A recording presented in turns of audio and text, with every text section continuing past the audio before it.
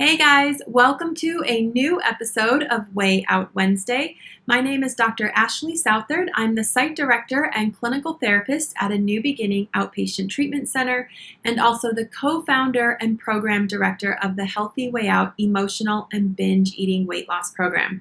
So this month I have a new topic for us to discuss. I'm super excited about it, and it's something that is really, really important in the recovery process when you're working on emotional and binge eating. And that is really looking at the negative beliefs that you hold about yourself that can not only fuel the binge eating disorder, but can then be fueled by the binge eating disorder. So it becomes this vicious cycle in how you think about yourself. So each week this month, we're going to be exploring a commonly held negative belief. And today I want to talk about the all too common negative belief, I'm not enough. Now, there are many forms that this belief can take. Maybe you've heard yourself think or feel, I'm not good enough, I'm not pretty enough, thin enough, smart enough, nice enough, emotionally stable enough. Whatever it is, the felt sense is, I'm not enough. So how does this negative belief show up in your life and affect you? Well, when you feel not good enough, that is truly a sense of inadequacy, okay? And that can lead to low self-esteem and low self-worth. And oftentimes then you may find yourself really doubting yourself, doubting your abilities, and all of the things that you think and all of the things that you feel. People who believe that they're not enough will oftentimes overwork themselves in the spirit of trying to prove their enoughness or prove their goodness. So they will take on far more than they want to take on. They will agree to do things that they don't want to do. They will put up with or tolerate things that really feel intolerable to them. All in the spirit of trying to show to themselves and to others, hey, I'm enough. But the problem with this is that enough is kind of like the proverbial carrot. You just keep chasing it, and it's really like perfection. You're never able to get there. So no matter how hard you try, no matter how much you do, you never feel enough. You end up criticizing yourself. You find all of the flaws within you. You may even have people in your life who are finding the flaws and criticizing you. And all of that is adding up to the sense that you're not good enough. And unfortunately, that belief about yourself is what drives the feeling of shame. And shame tends to be one of the most powerful drivers of emotional and binge eating. So where does this negative belief about self come from? This sense that I'm not enough? Well, for many people, this belief is rooted in early life experiences that you had as a child when you felt shame for being a naturally imperfect human. So doing things that were imperfect and then being shamed or criticized or ridiculed for them. So let me give you some examples of how this might play out.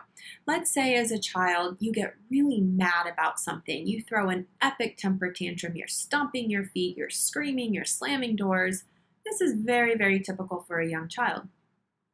So a parent can either get really mad at the child and tell them that they're being naughty and send them to their room until they're able to control themselves and really leave the child alone to figure all of this out. Or the parent can come alongside the child and say, wow, I can see that you're really mad right now. I want to understand what's bothering you, and then let's find a solution to help you feel better. Okay? In these two different scenarios, the child is going to have a very different emotional experience. If a child is feeling really mad and is sent to their room by themselves and told that they're being bad, they're very likely going to feel shame for the emotions that they're feeling, and they're going to feel like I'm somehow not good enough right now because I can't seem to control this. Versus the second situation where the parent responds and says, "Hey, I can tell you're feeling this way. Let me help you." There, the child isn't being shamed for their emotions and they're getting some support and some guidance to navigate through. So they're not going to feel bad or feel inadequate for having this emotional response. Okay? Let me give you another example of how this might play out. Let's say you come home, you're in seventh grade, you have your report card and you get a B plus in your geometry class, okay? Now, maybe your parent says, "A B plus, you could have done better. I expect all A's. What's wrong with you that you didn't get an A?" Versus, "Okay, a B plus, hey, that's above average. Did you try your hardest and did you do your best?" "Okay, well then that's all I can ask of you. I'm proud of you for doing that." Again, two very different responses that's going to give the child very different emotional experiences. In the first one, the child's going to feel shamed. They're going to feel inadequate for not having achieved perfection, for not having gotten a better grade. Whereas in the second example, the child is going to feel validated, like they did the best that they could. The parent doesn't expect perfection, and they are enough regardless of their grade. Okay, so this is where that sense of "I'm not enough" typically comes from for people. They have these early life experiences that say what you're doing, how you're feeling, and who you are isn't sufficient. It's not close enough to perfection. Therefore, it's flawed and it's inadequate, and you need to work on that. And when adults point out children's flaws and inadequacies, it's only natural for a child to walk away from that experience feeling not good enough. So how do we change this negative belief, "I'm not enough"? Well, there's a lot of things that you can do, and I'm going to go over 4 of them that I think can be super helpful for you. The first one is to really identify and respect your own personal origins of this belief system. Everybody has those early life experiences where these negative beliefs are rooted in. So think about your own experiences as a child, as a teenager, as a young adult. Think about the key players in your life and really identify points where you felt shamed, where you felt ridiculed, criticized, or rejected, or like you just somehow didn't measure up. And even if the examples that are coming into mind right now seem kind of small or silly, or like that was just such a dumb thing that happened, nobody meant any harm by it, those can still affect your sense of self, believe it or not. And when you're young, you experience those types of comments and those types of responses from caregivers and loved ones in a really hurtful way. So we really want to respect the origins of this negative thought process. Now, if you have a lot of experiences as a young person where you just felt shamed and ridiculed, you may want to consider gifting yourself the opportunity to go to therapy and work on some of those like the emotional residue, if you will, of those experiences, okay? Because that's where this sense that "I'm not enough" is rooted in, and you've got to clear those out, and a therapist can help you do that. So identify and respect the origins of this thought process that you have. The second thing I would recommend is you really take inventory of the people in your life, the relationships that you have today, and check it out if these people are accepting you just the way you are. So often, if we believe that we're not good enough, we will subconsciously and inadvertently attract people into our life who will repeat that same process, who will leave us feeling as though we're not good enough. So look at your relationships. Are you hanging out with people who love you for who you are, who respect you just as you are, who accept all of your imperfections and flaws? Or are you spending a lot of time with people who are nitpicking you, criticizing you, pointing out all of your mistakes, and leaving you to feel bad about yourself? If that's the case, you may want to think about bringing some new people into your life who really respect you for who you are. Okay?